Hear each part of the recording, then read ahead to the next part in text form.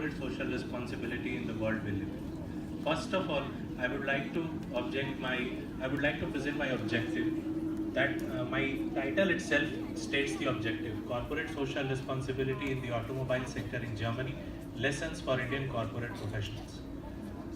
When I talk about Germany, why am I only talking about one country and specifically Germany? Because Germany is seen as a leader in climate change negotiations, employee welfare, as well as corporate social responsibility initiatives. Why so? Because of rich corporate culture, historical background, and an amalgamation of civil society, government, individuals, and business professionals. What do we stand to learn from Germany, and what Germany can learn from India as well is my aim of the research. Firstly, I would like to deconstruct corporate social responsibility as it is understood today. By deconstruction, I mean to put forth a postmodern interpretation of corporate social responsibility. First of all, this interpretation will lead us to deconstructing what is the linguistic aspect of corporate social responsibility.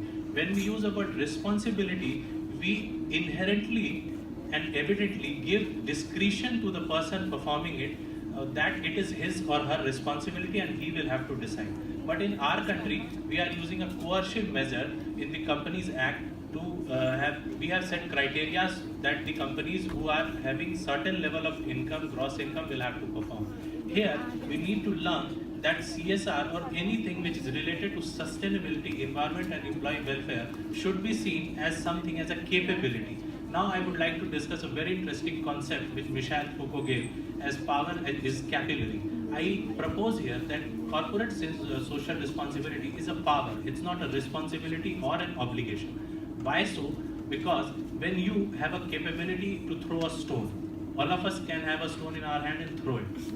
We are capable of throwing that stone. We might feel responsible for throwing it or not, but there is a capability. At that moment, we become responsible. But when I say you have the power, you have a moral sense, a value-oriented sense of how to do it. Concluding it, I would say that if we see companies as agencies, as Amar Sen has pointed out, and CSR as capability, we can have a better reorientation in our country. Now I'll straight move to my conclusions. BMW, Volkswagen and Daimler are the three companies I've done, but because of shortage of time, I'll push towards only conclusions. First conclusion is that why the Volkswagen emission cheating scandal happened. Firstly, as a researcher, I would like to point out that it is not the only or even the predominant thing about Volkswagen. They have done outstanding work in CSR and sustainability, but what is the reason, I ask? The reason is lack of independence to the supervisory level staff to open up to their immediate seniors. Secondly, the market fundamentalism and harsh market realities in the Western Europe. Coming next, what can Germany learn from India? You must have heard about Gandhi's concept of oceanic circle. It's a bottoms-up approach thing, like Daimler is doing. If you ever get an access to a Daimler employee's email, ask him the email they get from their company. They are socially, culturally and community-wise engaged with their company. So such interactions will increase the capillary which is flowing in an organization. It's like flowing in our blood, all the capillaries flowing to our heart.